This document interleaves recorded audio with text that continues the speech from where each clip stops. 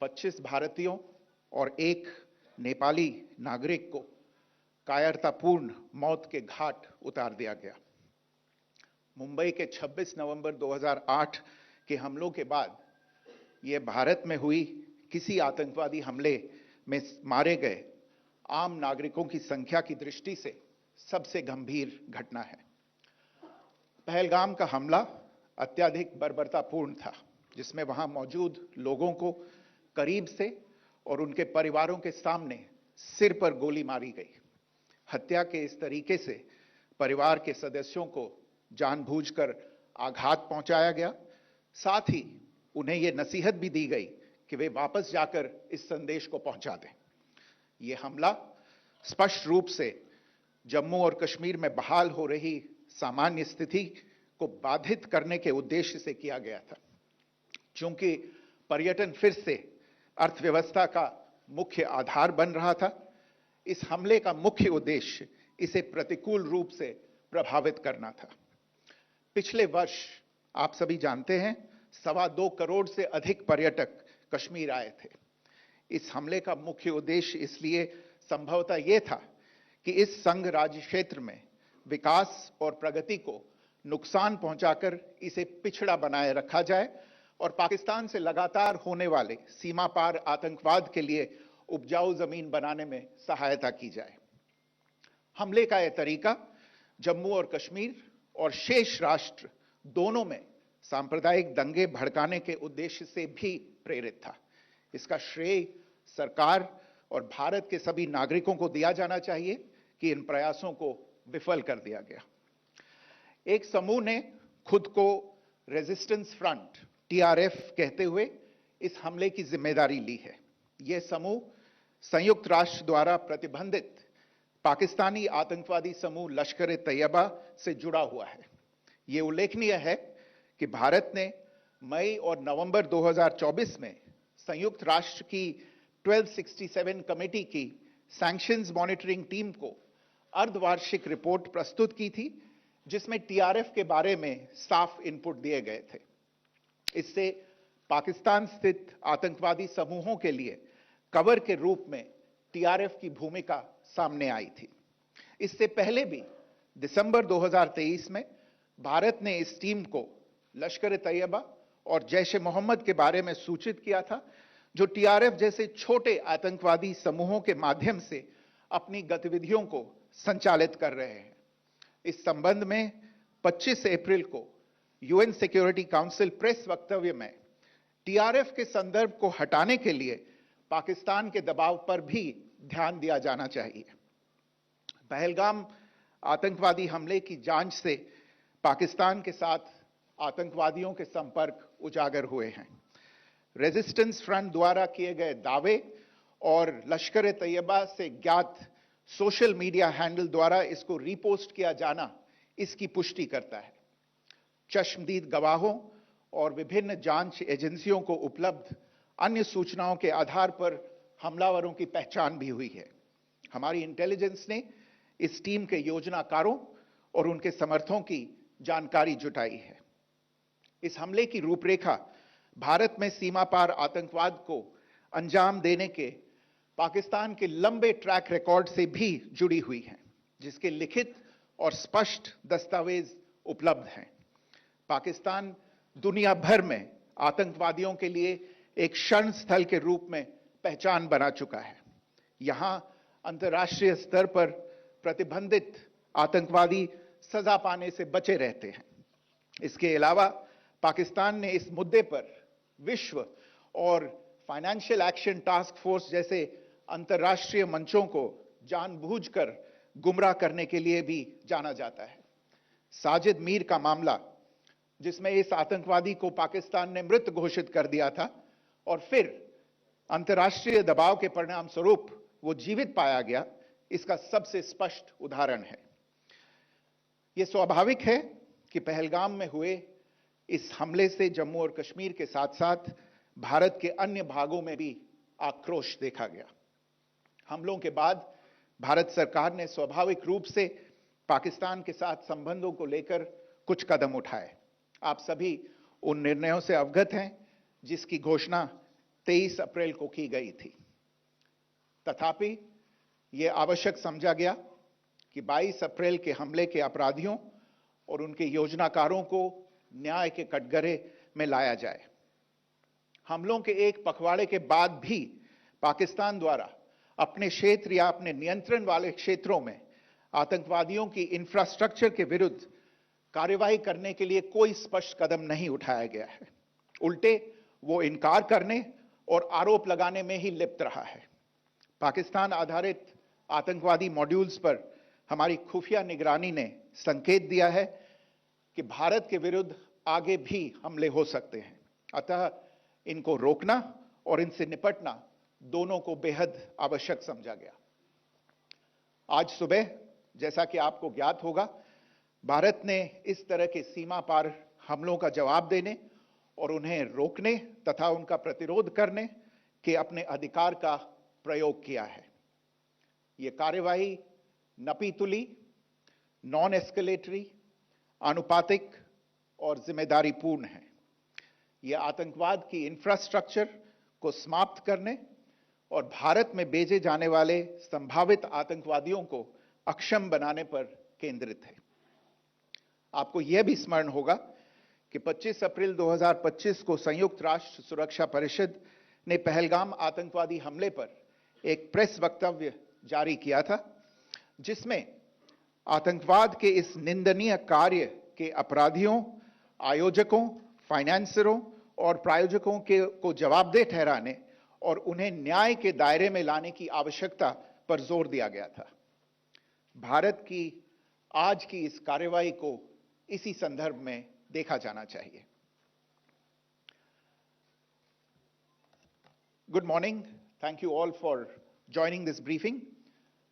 As you are all aware, on April 22, 2025, Pakistani and Pakistan-trained terrorists belonging to the Lashkar-e-Taiba carried out a savage attack on Indian tourists at Pahalgam in Jammu and Kashmir in India. They murdered 26 people, including one national of Nepal, causing the largest number of civilian casualties in a terrorist attack in India since the 26 November 2008 attacks in Mumbai. The attack in Pahalgam was marked by extreme barbarity, with the victims mostly killed with headshots from close range and in front of their families. Family members were deliberately traumatized through the manner of the killing, accompanied by the exhortation that they should take back the message. The attack was clearly driven by the objective of undermining the normalcy returning to Jammu and Kashmir. In particular, it was designed to impact the mainstay of the economy, tourism, with a record 23 million tourists visiting the valley last year. The calculation, presumably, was that harming growth and development in the Union Territory would help keep it backward and create fertile ground for continued cross-border terrorism from Pakistan. The manner of the attack was also driven by an objective of provoking communal discord, both in Jammu and Kashmir and the rest of the nation. It is to the credit of the government and the people of India that these designs were foiled. A group calling itself the Resistance Front has claimed responsibility for the attack. This group is a front for the UN-proscribed Pakistani terrorist group Lashkar-e-Taiba. It is notable that India had given inputs about the TRF in the half-yearly report to the monitoring team of the UN's 1267 Sanctions Committee in May and November 2024, bringing out its role as a cover for Pakistan-based terrorist groups. Earlier too, in December 2023, India had informed the monitoring team about Lashkar and Jaish-e-Mohammed operating through small terror groups such as the TRF. Pakistan's pressure to remove references to TRF in the April 25 UN Security Council press statement is notable in this regard. Investigations into the Pahalgam terror attack have brought out the communication notes of terrorists in and to Pakistan.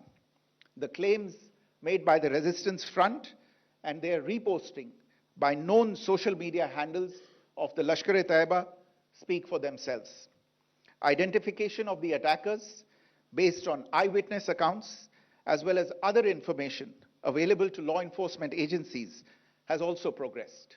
Our intelligence has developed an accurate picture of the planners and backers of this team.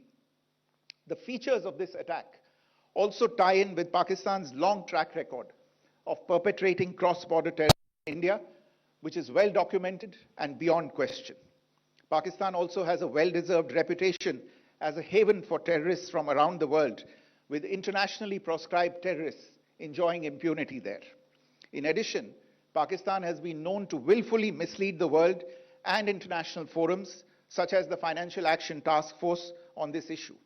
The Sajid Mir case, in which this terrorist was declared dead and then, in response to international pressure, brought back to life, found alive and arrested, is the most glaring example. The latest attack in Pahalgam has understandably generated deep anger in Jammu and Kashmir and in other parts of India. Following the attacks, the government of India naturally responded with a set of initial measures relating to our engagement with Pakistan. You're all aware of the decisions that were announced on the 23rd of April. However, it was deemed essential that the perpetrators and planners of the 22nd April attack be brought to justice. Despite a fortnight having passed since the attacks, there has been no demonstrable step from Pakistan to take action against the terrorist infrastructure on its territory or on territory under its control. Instead, all it has indulged in are denials and allegations. Our intelligence monitoring of Pakistan-based terrorist modules indicated that further attacks against India were impending. There was thus a compulsion both to deter and to preempt. Earlier this morning, as you would be aware, India exercised its right to respond and preempt, as well as deter more such cross-border attacks. These actions were measured, non-escalatory, proportionate, and responsible.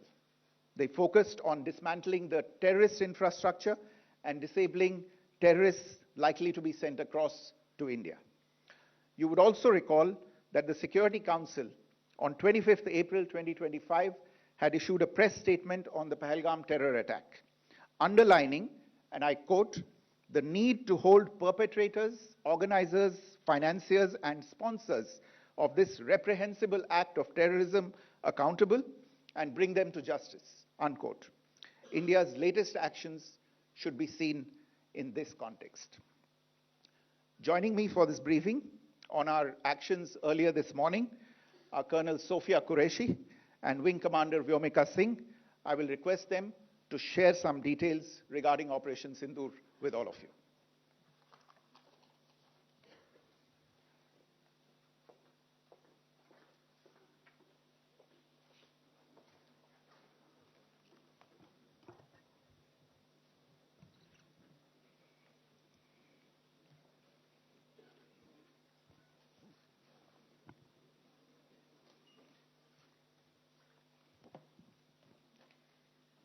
सुप्रभात देवियों और सज्जनों, मैं colonel Sophia Qureshi और मेरे साथ wing commander Vyomika Singh आज आपको 6 से 7 मई 2025 की रात 1:05 से 1:30 बजे के बीच भारतीय सशस्त्र बलों द्वारा अंजाम दिए गए ऑपरेशन सिंदूर के बारे में जानकारी देंगे।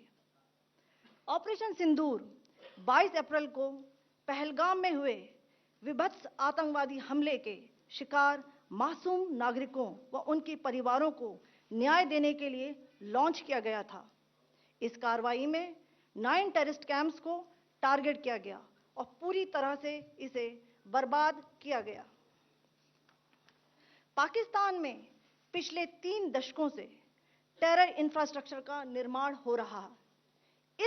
इसमें recruitment, indoctrination centres, training areas व लॉन्च पैड शामिल थे, जो पाकिस्तान और पाक अधिकृत जम्मू कश्मीर POJK दोनों में फैले हैं।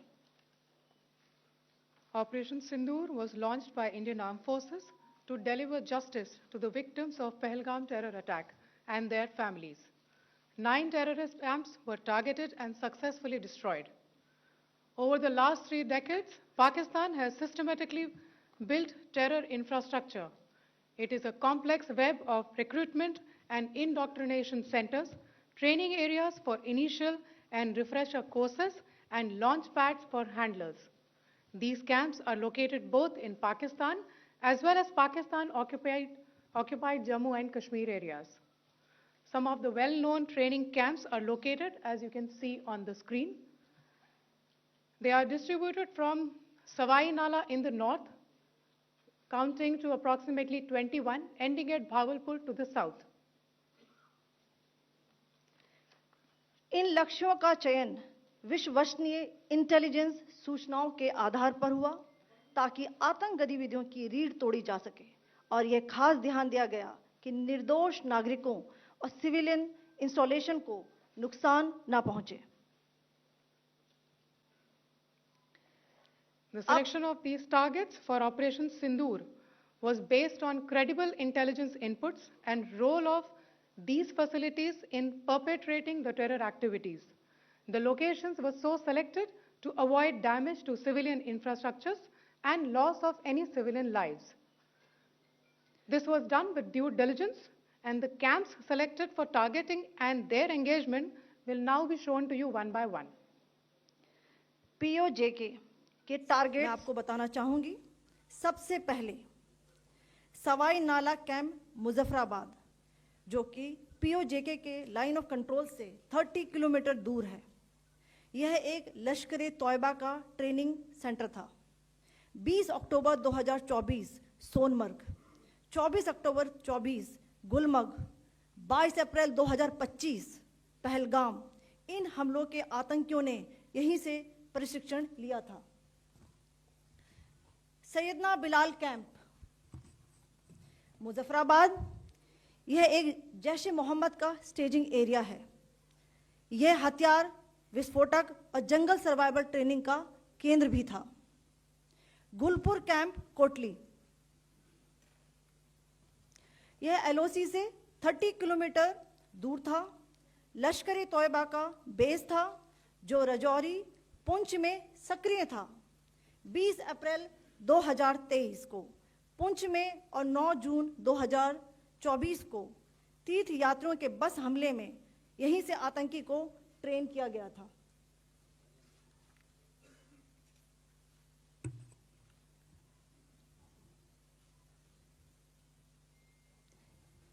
बरनाला कैंप बिंबर, ये LOC से 9 किलोमीटर दूर है. यहां पर हथियार, हैंडलिंग, IED व जंगल सर्वाइवल का प्रशिक्षण केंद्र था. अब्बास कैंप कोटली,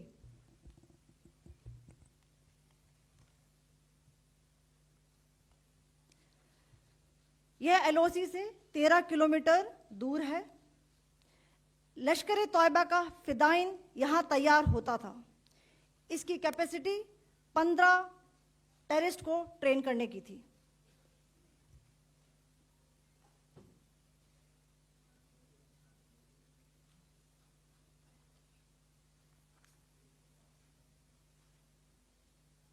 अब मैं पाकिस्तान के अंदर के टारगेट से अवगत कराना चाहूंगी. पहला, सर्जल कैंप सियालकोट, यह अंतर्राष्ट्रीय सीमा से 6 किलोमीटर की दूरी पर है, सांबा कठुआ के सामने.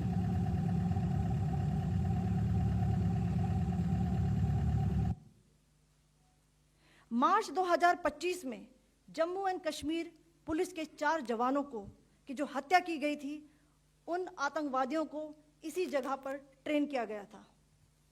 दूसरा, महमूना जाया कैंप सियालकोट, यह 18 से 12 किलोमीटर IB से दूर था. हिजबुल मुजाहिदीन का बहुत बड़ा कैंप था. यह कठुआ जम्मू क्षेत्र में आतंक फैलाने का नियंत्रण केंद्र था. पठानकोट एयरफोर्स बेस पर किया गया हमला भी इसी कैंप से प्लान और डायरेक्ट किया गया था. मरकज ताइबा मुरीद के, यह IB से 18 से 25 किलोमीटर दूरी पर है. 2008 के मुंबई हमले के आतंकी भी यहीं से प्रशिक्षित हुए थे। अजमल कसब व डेविड हेडली भी यहाँ ट्रेन हुए थे।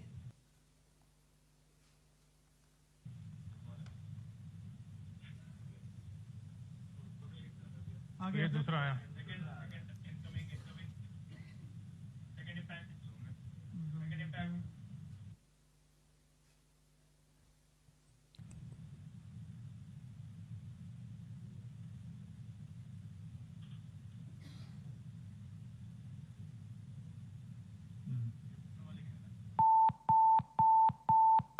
टारगेट 10 हुआ है इसमें भी।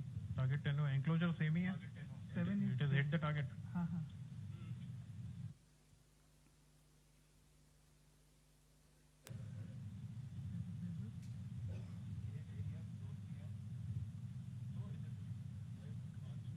आ गया सर इम्पैक्ट।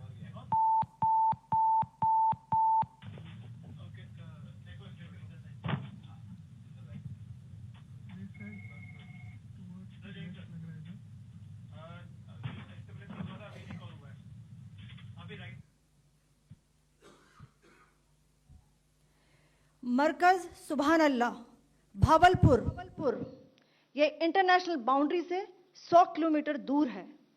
जैश ए मोहम्मद का मुख्यालय था। यहाँ पर रिक्रूटमेंट, ट्रेनिंग व इंडॉक्ट्रिनेशन का केंद्र भी था।